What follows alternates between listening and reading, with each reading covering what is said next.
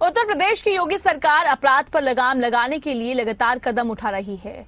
CM Yogi Adityanath ने 3 दिवसीय international cyber summit का उद्घाटन किया। इस दौरान उन्होंने प्रदेश को तकनीकी दृष्टि से सशक्त बनाने के लिए कई नई सौगातें दी। कार्यक्रम से सीएम योगी ने अपराधियों को साफ चेतावनी भी दी। इस खास रिपोर्ट में देखिए। अब अपराधियों की खैर नहीं, अपराध के खिलाफ एक और कदम। साल महीने नहीं, घंटों में पकड़े जा रहे अपराधी। साइबर क्राइम कंट्रोल में बड़ी मदद। उत्तर प्रदेश में अब अपराधियों की खैर नहीं, अपराध के खिलाफ लगातार सख्त कदम उठा रही है योगी सरकार। सरकार ने अब एक और नया कदम उठाया है। साइबर अपराध से लेकर हाईटेक क्राइम के मामलों पर यूपी सरकार और ज्यादा सख्त हो गई है।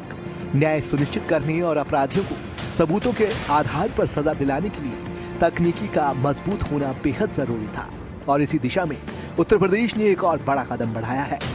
मुख्यमंत्री योगी आदित्यनाथ ने Uttar Pradesh institute of forensic sciences यानी UPSIFS के तीसरे स्थापना दिवस पर 3 दिवसीय अंतर्राष्ट्रीय समिट का आयोजन किया।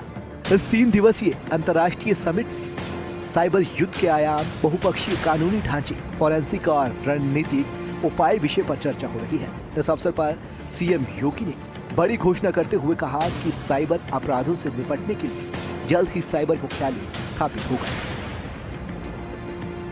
2017 के पहले एक थाना था गौतम बुद्ध नगर जनपद में, लखनऊ में निर्माणाधीन था। आज उत्तर प्रदेश के अंदर हम लोगों ने सभी 75 जनपदों में साइबर थाने की भी स्थापना की है। सभी 1587 थानों में एक साइबर हेल्प डेस्क भी दिया है। वहां पे मास्टर ट्रेनर भी उनके पास यहां से भेजे गए हैं कि जो हर जनपद में हर पुलिस कर्मी को इसके साथ दक्ष कर सके, उसकी ट्रेनिंग उसके साथ हो सके। यह भी कार्य किया गया और अब तो प्रयास इस दिशा में हमारा चल रहा है कि हम बहुत शीघ्र एक साइबर मुख्यालय को ही बना करके, क्योंकि वर्तमान की इन चुनौतियों का सामना करने के लिए, न केवल साइबर फ्रॉड को रोकने के लिए। इस अवसर पर Padmashri doctor Lalji Singh advanced DNA centre, AI, drone और रोबोटिक्स लैब और अटल पुस्तकालय का उद्घाटन भी सीएम योगी आदित्यनाथ ने किया। छात्र छात्राओं को स्मार्ट टैबलेट वितरित किए गए। इसके अलावा उत्तर प्रदेश के समस्त जनपद कमिश्नरेट के लिए 75 मोबाइल फॉरेंसिक वैन को फ्लैग ऑफ किया गया। सीएम योगी ने महाकुंभ में तकनीक के सफल उपयोग के साथ साथ ऑपरेशन सिंदूर का भी यहाँ जिक्र किया। बल्कि अभी ऑपरेशन सिंदूर में आपने देखा होगा पूरा युद्ध ही साइबर युद्ध की तरफ जा चुका था। अब फाइटर प्लेन नहीं काम कर रहे थे। अब उससे भी आगे सोच करके हमें कार्य करना होगा। अब सुपरसोनिक मिसाइल या फिर कोई ऐसा ड्रोन जो इस चुनौती को सामना कर सके, वही इसमें उपयोगी हो सकता है। और आज इस देश से हम लोगों ने यहाँ पर देखा होगा कि यहाँ पे आज हम लोगों ने बहुत सारी चीजों का यहाँ पे उद्घाटन भी किया है। अभी यहाँ आने के पहले हम लोगों ने एडवांस DNA डायग्नोस्टिक सेंटर का यहाँ पे उद्घाटन किया है। अब देखिए, यानी वर्ल्ड क्लास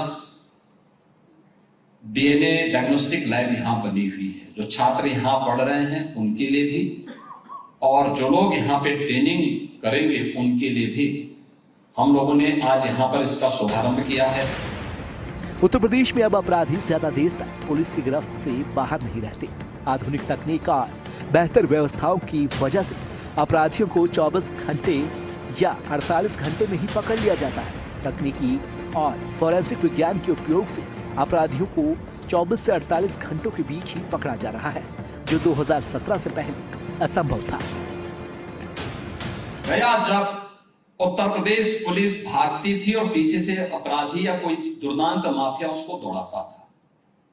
अब उत्तर प्रदेश पुलिस का नाम सुन करके, उत्तर प्रदेश की पुलिस की कार्य पद्धति को देख करके, उसके द्वारा टेक्नोलॉजी का बेहतर उपयोग करने का परिणाम है कि अब अपराधी नाम सुन करके भागता है।